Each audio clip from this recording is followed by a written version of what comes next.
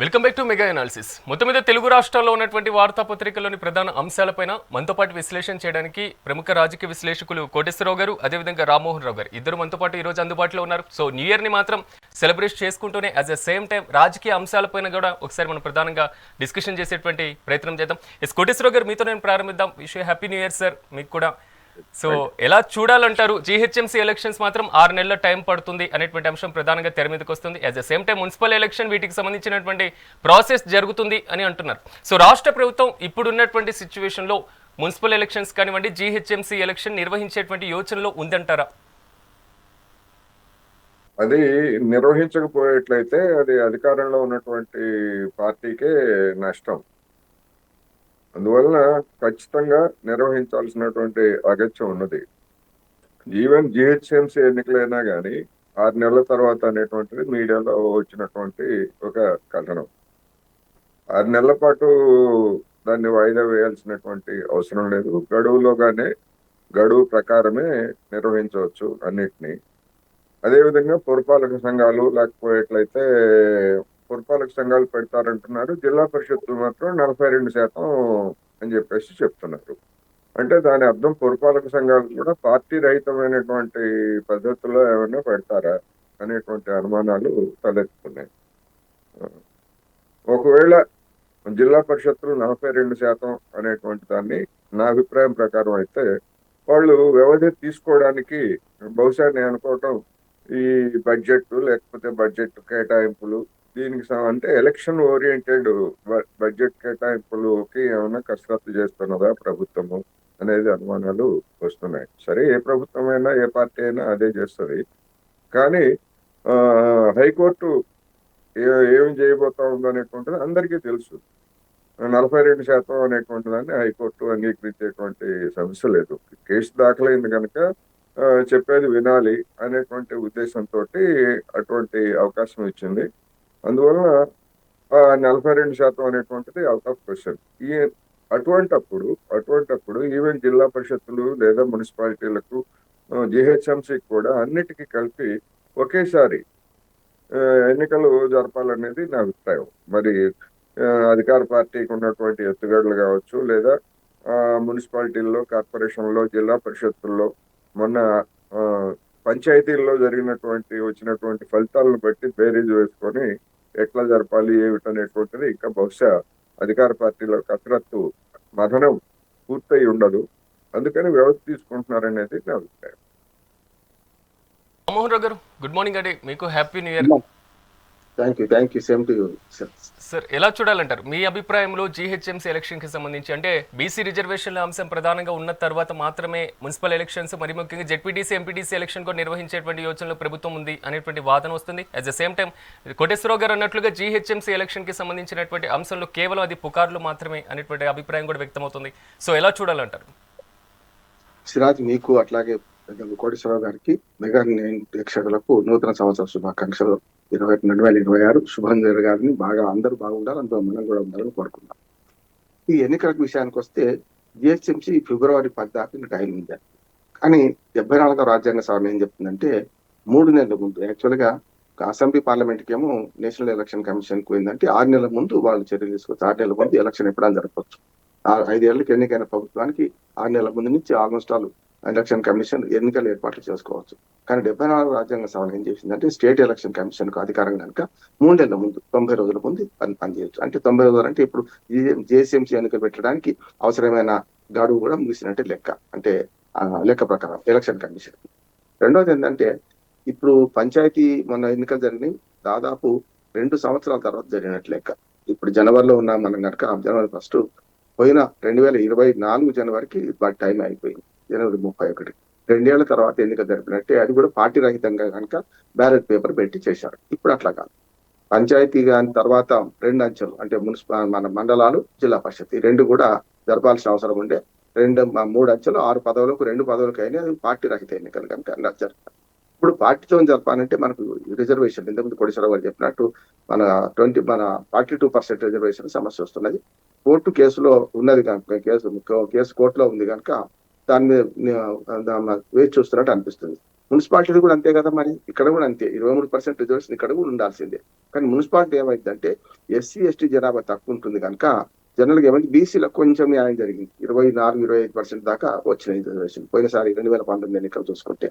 ఇక మున్సిపాలిటీలను కూడా చూసుకుంటే ఇప్పుడు మొన్నటి 2024 జనవరికి మున్సిపాలిటీ మన 25 జనవరికి అయిపోయినాయి. అది కూడా 1 ఇయర్ అయింది మున్సిపాలిటీ. ఒక్క జిహెచ్ఎంసీ తప్ప మిగతా మున్సిపాలిటీ 123 మున్సిపాలిటీలలో జనవరి 25కి అయిపోయింది కదా, 1 ఇయర్ అయింది. అది కూడా జడ్పీటీసీ ఎంపీటీసీ అయితే ఎప్పుడో 2024 జూన్కి అయిపోయింది. అంటే అన్ని ఖాళీ ఉన్నాయి కదా. ఇప్పుడు చేయాల్సిన పని ఏంటంటే వీళ్ళు ఒకవేళ ఎన్నికలు నిర్వహిస్తే ఎంపీటీసీ జడ్పీటీసీ ఎన్నిక రావాల్సిన నిర్వహిస్తే కరెక్ట్. కానీ అదొక భయం ఉంది కదా, రిజర్వేషన్ సంగతి ఏం తెలుస్తుంది. ఇక్కడ కూడా అదే ఉంటదండి, ఇక్కడ కూడా కొత్త రిజర్వేషన్ ప్రకారం పోవాలి. రెండోది అదేం బ్యాలెట్ పేపర్తో చేశారు గ్రామ పంచాయతీ ఎన్నికలు, కానీ అట్లా ఉండవు, మళ్ళీ ఈవీఎంలే వాడతారు ఇక్కడ. అంటే పార్టీల పరంగా వస్తే పార్టీ బీఫామ్ ఇవ్వాల్సి వస్తుంది. అసలు సంగతి ఇప్పుడు బయటపడుతుంది, అసలు గుట్టు బయటపడుతుంది. పంచాయతీ ఎన్నికల్లో బీఫామ్లు లేవు, పార్టీ పరంగా ఎన్నికలు జరగలేదు కనుక మేము ఇచ్చామంటే నిజంగా ఎక్కువ మంది గెలిచారు. ఇవాళే కాదు, 2019లో కూడా ఎక్కువ మంది సుమారు 50% మంది వరకు రిజర్వేషన్ లేని సీట్లలో కూడా బీసీలు గెలిచారు.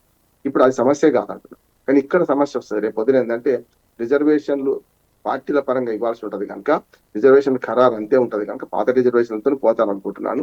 ఏది ముందు ఏది వెనుక తర్వాత. ఇక జిహెచ్ఎంసీ ఎన్నికలు కొంచెం వాయిదా పడడానికి అవకాశం ఉండదు అంటున్నాను. ఎందుకంటే 2000 ఇప్పుడు మనకు జిహెచ్ఎంసీ విలీనమైంది, మొత్తం అంతా 20 మున్సిపాలిటీలు అట్లాగే 7 కార్పొరేషన్ విలీనం చేశారు, 300 వార్డులు కూడా చేశారు. ఇది కూడా చాలా పెద్ద పంచాయతీ ఉంది. అది ఒక 2 నిమిషాలు దీని గురించి మాట్లాడుకుందాం. ఇవాళ 300 వార్డులు చేశారు కానీ 3 కార్పొరేషన్లు అంటున్నారు. ఇక్కడనేమో మనకు పోలీసు భాషలనేమో 4 చేశారు. పోలీసు దాన్ని 4 దానిలో మల్కాజ్గిరి చేశారు, ఫ్యూచర్ సిటీ చేశారు, సైబరాబాద్, హైదరాబాద్ 4 కార్పొరేషన్ 4 రకాలుగా విభజించారు. మళ్ళీ పోలీసు హద్దులు ఎట్లా ఉంటాయో మున్సిపల్ హద్దులు అట్లా ఉంటే మంచిది ఉంటుందని నా ఉద్దేశం. అంటే దీన్ని కూడా 4 చేయాలి. అట్లానే 3 అంటున్నారు. భువనగిరిని వేరే జిల్లా ఎస్పీగా ఇచ్చారు, అది కూడా బాగానే ఉంది. కానీ ఇప్పుడు ఏమైందంటే ఈ 300 వార్డుల విభజన కూడా చాలా ఇబ్బందికి, చాలా గందరగోళంగా ఉంది. కొన్నిసార్లు అండి చిన్న చిన్న విషయాలు చెప్తాను మీకు. ఎల్బీ నగర్ అనేది ఒకటి ఉన్నది. ఎల్బీ నగర్ లాల్ బహదూర్ శాస్త్రి నగర్ అని ఎవరికి తెలియదు కూడా గట్టి ఎల్బీ నగర్. కానీ గతంలో మనకు అటు పక్కన కర్మాన్ ఘాట్ మున్సిపల్ వార్డు కింద ఉండేది అది. ఇప్పుడు ఏం చేశారట, దాన్ని మన ఎన్టీఆర్ నగర్ అని వార్డు చేశారట. సో ఎన్టీఆర్ సంబంధం ఏంటంటే ఎల్బీ నగరం బ్రహ్మాండంగా ఉంటే ఏంది అనేది మాట వస్తుంది. గతంలో మన 12 మున్సిపాలిటీలు కలిపినప్పుడు ఇట్లాంటి గందరగోళం జరిగి ఇప్పుడు మన వార్డుల విభజనలో కూడా 20,000, 60,000. మళ్ళీ మనకు జనాభా లెక్కలు చూసుకుంటే కూడా మనకు ఓటర్ల సంఖ్య కూడా కొన్ని చోట్ల 20,000 ఉన్నాయి, కొన్ని 60,000 ఉన్నాయి. అట్లాగే 3 కార్పొరేషన్లు అంటున్నారు. కానీ నిపుణులు ఏమంటున్నారు అంటే జనరల్ గా నేను ఈ పట్టణాభివృద్ధిలో పాల్గొంటున్న నిపుణుల అభిప్రాయం తెలుసుకుంటే వాళ్ళు ఏమంటారంటే కోర్ హైదరాబాద్ కార్పొరేషన్ నుంచి 4 వైపులా 4 చేస్తే అప్పుడు ఏమైంది అంటే ఇంకొక 100 వార్డు పెరిగే అవకాశం ఉంటుంది. అన్ని కార్పొరేషన్లో 70-75కి మించకుండా ఉంటుంది. చాలా గమ్మతి ఏంటంటే మీరు మన పోలీసుతో పాటు ఇప్పుడు వాళ్ళు ఏదైతే ప్రతిపాదన పెడుతున్నారో కార్పొరేషన్ ప్రతిపాదన, సైబరాబాద్ అనే పేరు మీద కార్పొరేషన్ ఎక్కడి దాకా చేస్తారట అంటే షామీర్పేట వరకు చేస్తారట. అంటే షామీర్పేట దాటి మనకు జూనోం వ్యాలీ పక్కనే ఇంకో కార్పొరేషన్ ఏమో మల్కాజ్గిరి ఉంటుంది. మల్కాజ్గిరి షామీర్పేట వాళ్ళకి మల్కాజ్గిరి కార్పొరేషన్ అంతా మన హైవే రాజీవ్ రోడ్ పక్కనే 5 కిలోమీటర్ల దూరంలో ఆఫీస్ ఉంటుంది వాళ్ళకి. వాళ్ళేమో ఎక్కడికి పోవాలి, సైబరాబాద్ అంటే బచ్చిబావునికి పోవాలి కార్పొరేషన్. అంటే ఇంత అసంబద్ధంగా కనీసం భౌగోళికంగా చూసుకోకుండా కూడా ఈ 3 కార్పొరేషన్ల ప్రతిపాదనలు పెట్టారు కనుక అది సాధ్యమైద్దా కాదా ప్రజల అభిప్రాయం తీసుకుంటారా లేదు. కానీ ఈ కార్పొరేషన్ల విభజనలు కూడా చాలా గందరగోళం చేస్తున్నారు. ముఖ్యంగా హైదరాబాద్ కోర్ సిటీలో ఉన్న ఏదైతే ఎంఐఎం పార్టీకే అంటగాగి దానివల్ల అక్కడ సంఖ్య పెంచే క్రమం చేసుకుంటూ ఈ 150ని అట్లాగే ఉంచి మిగతా కొత్త 150నే మిగతా 2 కార్పొరేషన్లు పంచుతామనే ఒక ఆలోచన ఉంది. 74, 76 అంటున్నారు కనుక ఇది కొంత నిన్న బీజేపీ వాడు కూడా అభ్యంతరం వ్యక్తం చేశారు. చాలా మంది ఏమంటున్నారంటే దీన్ని 4 ప్లస్ లేకుంటే 5 అంటే ఈస్ట్ వెస్ట్ నార్త్ సౌత్ 4 చేయొచ్చు. అప్పుడు ఇంకోటి మనకు గతంలో భౌగోళికమైన హద్దులు ఉంది. హైదరాబాద్ సికింద్రాబాద్ మున్సిపల్ కార్పొరేషన్ వేరే ఉన్నప్పుడు మీరు చూసుకుని ట్యాంక్ బండ్ హద్దుగా తీసుకున్నారు. ట్యాంక్ బండ్ అవతలంతా హైదరాబాద్, యువతలంతా సికింద్రాబాద్ మున్సిపల్ కార్పొరేషన్ ఉంది. ఎంసీహెచ్ ఉంది, తర్వాత ఎంసీహెచ్ కలిపారు. అంతకుముందు చాదర్ఘట్ ఉండే, అంతకుముందు జూబ్లీహిల్స్ ఉండే, వేరుగా ఒక 50 ఏళ్ళు వెనక్కి వెళ్తే చాదర్ఘట్ మున్సిపాలిటీ కూడా ఉండే. కనుక ఇప్పుడు ఏంటంటే వీళ్ళు పెద్దగా బృహత్ హైదరాబాద్ అయింది కనుక అధికార కేంద్రీకరణ ఎప్పుడు కూడా అవినీతి దారితీస్తుంది. ఇవాళ చూడండి మొత్తం ఆఫీసులన్నీ అవినీతి పరంగా అవుతాయి. కాకుండా చేయాలంటే అధికార వికేంద్రీకరణ చేయాలి. హైదరాబాద్ మున్సిపల్ కార్పొరేషన్ 4 భాగాలుగా మినిమం చేయాల్సిన అవసరం ఉంది. లేదంటే కోర్ హైదరాబాద్ ఒకటి పెట్టి మిగతా 4 చోట్ల 4 పెడితే పాలనా సౌలభ్యం ఉంటుంది, ప్రజలకు కూడా సౌకర్యంగా ఉంటుంది. ఇప్పుడు అంతే ఆన్లైన్ అప్లికేషన్స్ వచ్చినాయి, ఎవరు ఆఫీస్కి పోవాల్సిన అవసరం లేదు. కానీ ఎప్పుడైతే అధికారులు బాగా పనిచేయాలంటే, మనకు పౌర సౌకర్యాలు కల్పించాలంటే ఎక్కువ కార్పొరేషన్ నుండి తక్కువ వార్డులు ఉంటే సమావేశాలు బాగా జరుగుతాయి, వాళ్ళ అభిప్రాయాలు వ్యక్తం చేయడం బాగుంటుంది. లేకపోతే 300 మందిని ఒకే దగ్గర ఉంటే ఒక పెద్ద బహిరంగ సభ పెట్టినట్టు అవుతుంటుంది. కనుక 300 కార్పొరేటర్లు మనకు కలిపి పెడితే పాత అసెంబ్లీ మనకు ఆంధ్రప్రదేశ్ లో 294 మంది ఎమ్మెల్యేలు ఉంటుంది. ఎవరికి అవకాశం వచ్చింది అభిప్రాయాలు వ్యక్తం చేయడానికి? కనుక వికేంద్రీకరణ సిద్ధాంతం మంచిదని నేను అంటున్నాను. సిరాజ్. ఎస్ కోటేశ్వరరావు గారు, డైలీ పొలిటికల్ టాపిక్స్ డిస్కషన్ చేస్తూనే ఉన్నాం ఆ అంశాలను, కానీ మీ అనుభవాల దగ్గర నుంచి ప్రజలు నేర్చుకోవాల్సినటువంటి అంశాలు కూడా ఒకసారి మనం కొత్త సంవత్సరం కాబట్టి ఒకసారి పరిశీలన చేయాల్సినటువంటి అవసరం ఖచ్చితంగా ఉంటుంది. ఎందుకంటే జీహెచ్ఎంసీ ఎలక్షన్ అంటున్నాం, లోకల్ బాడీ ఎలక్షన్ అంటున్నాం, ఆంధ్రప్రదేశ్కి సంబంధించి స్థానిక సంస్థల ఎన్నికలు అంటున్నారు. సో 2026 నియోజకవర్గాల పునర్విభజన అనేటువంటి అంశం తెర మీదకి వస్తుంది. మహిళా రిజర్వేషన్ల బిల్లు అనేటువంటి దాని మీద కీలక నిర్ణయాలు అంటున్నారు. జమిలీ ఎలక్షన్స్ ఉంటాయా లేదా అనేటువంటి క్వశ్చన్ మార్క్ కూడా రైజ్ అవుతుంది. సో ఇన్ని ఉన్నటువంటి సిచ్యువేషన్స్ నేపథ్యంలో జీహెచ్ఎంసీ ఎన్నికల దగ్గర నుంచి ప్రతి అంశం దగ్గరికి ప్రజలు తీసుకోవాల్సినటువంటి జాగ్రత్తలు ఏంటి, ప్రజలు వేటి మీద కనీస అవగాహన అలవర్చుకోవాలి, ఈ కొత్త సంవత్సరం సందర్భంగా మీ ఇద్దరి అభిప్రాయాలు తీసుకోవాలనేటువంటి ఆలోచన ఉంది. జమిలీ ఎన్నికలు అనేటువంటివి అది ఇప్పటికీ ప్రతిపాదన రూపంలో ఉంది తప్ప ఇప్పటికిప్పుడు ఆచరణ సాధ్యం అయ్యేటువంటి అవకాశం అయితే లేదు. ఒకటి, నియోజకవర్గాల పునర్విభజన కూడా ఇప్పుడు జరగదు. మహిళా రిజర్వేషన్ కూడా ఇప్పుడెప్పుడే జరిగేటువంటి అవకాశం లేదు. అందువల్ల వాటి గురించి జనానికి కూడా అంత పెద్ద ఆసక్తి లేదు. సామాన్య జనానికి ఎన్ని నియోజకవర్గాలు ఉంటాయో ఉంది, తమ బతుకు బాగుందా లేదా, లేదా తమ కుటుంబాలకు వచ్చేటువంటి ఆదాయం లేదా తమ కుటుంబాలు చేసేటువంటి వ్యయానికి అనుగుణంగా ఉందా లేదా అని బతుకు పోటులో ఉన్నటువంటి జనం 2 తెలుగు రాష్ట్రాలు కాదు, యావత్ భారతదేశంలో కూడా అదే విధమైనటువంటి పరిస్థితి ఉంటుంది. అందువల్ల ఎన్నికలు జరిగేటువంటి సమయంలో స్థానిక సంస్థల ఎన్నికలకు వచ్చేసరికి ఇప్పుడు హైదరాబాదు మహానగరం దీని గురించి మరి గడిచినటువంటి అంటే ప్రత్యేకంగా రాష్ట్రం ఏర్పడిన తర్వాత కూడా బంగారు తెలంగాణ చేస్తామని చెప్పినటువంటి పెద్దలు కనీసం స్థానికంగా ఉన్నటువంటి సమస్యలను కూడా పరిష్కరించలేదు. మనం చూసాం జూబ్లీ హిల్స్ ఎన్నికల సందర్భంగా రోడ్ల గురించి లేదా మురుగు కాలువల గురించి, పౌర సౌకర్యాలు ఎంత అధ్వానంగా ఉన్నాయో అన్ని పార్టీల వాళ్ళు చెప్పారు. అయితే ఏమని చెప్పారంటే మీరే కారణం అంటే మీరే కారణం అని చెప్పేసి పరస్పరం నిర్ణయించుకున్నారు ముఖ్యంగా 2 అధికారంలో ఉన్నటువంటి పార్టీలు. అందువల్ల మరి జనం అటువంటి దుస్థితిలో ఉన్నటువంటి నగరాన్ని లేదా నగర పరిస్థితులను దృష్టిలో ఉంచుకొని ఒక హైదరాబాద్ నగరం అనే కాదు, మున్సిపల్ ఎన్నికలు కావచ్చు, జిల్లా పరిషత్ ఎన్నికలు కావచ్చు, ఇటువంటి వాటి పట్ల అంటే తమ ప్రాంతాలని నిర్లక్ష్యం చేసినటువంటి పార్టీల పట్ల విమర్శనాత్మకమైనటువంటి వైఖరిని కలిగి ఉంటారా లేదా అనేటువంటిది ఇవాళ పెద్ద ప్రశ్నగా ఉంది. కానీ గతంలో సాధారణ ఎన్నికలను చూసినా లేకపోతే స్థానిక సంస్థల ఎన్నికలను చూసినా కానీ భ్రమలకు లోనైనటువంటి జనం అధికార పార్టీ వైపు లేదా మరొక ప్రాతిపదికను చూసి ఓటు వేస్తున్నారు తప్ప ఫలానా పార్టీ వాళ్ళు కావచ్చు లేదా ఆ పార్టీ ప్రతినిధులుగా ఉన్నటువంటి వాళ్ళు అధికారంలో ఉన్నప్పుడు బాధ్యతల్లో ఉన్నప్పుడు చేసినటువంటి నిర్వాకాలు ఏమిటి అనేటువంటి ఒక విమర్శనాత్మక వైఖరిని ఓటర్లు ప్రదర్శించడం లేదు. అటువంటి విమర్శనాత్మక వైఖరి ఉన్నప్పుడే పార్టీలు చేసేటువంటి వాగ్దానాలకు కావచ్చు లేదా మరొకటి కావచ్చు వాటన్నిటికీ కొంత అదుపుంటుంది. లేకపోయేట్లయితే ఇప్పుడు మనం చూసాం మన హుస్సేన్ సాగర్ నీళ్ళని తాగుతాము, కొబ్బరి నీళ్ళలాగా చేస్తాము, లేదా హుస్సేన్ సాగర్ చుట్టుపక్కల లండన్ లాగా చేస్తామని చెప్పేసి చెప్పినటువంటి పెద్దల్ని మనం చూసాం. చివరికి మన దరిద్రం ఏంటంటే ఆ హుస్సేన్ సాగర్ ని కూడా శుద్ధి చేయలేకపోయారు. కనీసం శుద్ధి చేయలేకపోగా ఆ హుస్సేన్ సాగర్ లోకి వివిధ పారిశ్రామిక ప్రాంతాల నుంచి, నాలాల నుంచి లేదా వచ్చేటువంటి కాలుష్యమైనటువంటి జలాలన్నింటినీ కూడా దానిలో చేశారు. ఇప్పుడు మూసీలో కూడా అదే జరుగుతాం. అందుకని విమర్శనాత్మకంగా ఉండాలి, వ్యక్తిగతంగా వాళ్ళ పెర్ఫార్మెన్స్ చూడాలి, వ్యక్తిగతంతో పాటు పార్టీల యొక్క వైఖరులను కూడా గమనంలోకి ఉంచుకొని తీర్పు ఇవ్వాలనేది నేను ఈ సందర్భంగా చెప్పదలుచుకున్నాను. మీరు అన్నట్లుగా రామ్మోహన్ రావు గారు, మీ అభిప్రాయంలో ఓటర్లతో పాటుగా ప్రజలు తీసుకోవాల్సిన మరి ముఖ్యంగా పాటించవలసినటువంటి జాగ్రత్తలు ఏంటి? ముఖ్యంగా శ్రీరాజ్ గారు, ప్రాణాన్ని నిలిపేది రేపు, గాయాన్ని మాన్పేది మరుపు అని ఆత్రేయ గారు, మనసుకి ఆత్రేయ గారు అనిపించారు. చాలా మంది ప్రజలు ఏమనుకుంటారంటే శుభాకాంక్షలు అందిస్తూనే 2 నిమిషాలు చెప్పదలుచుకున్నాను.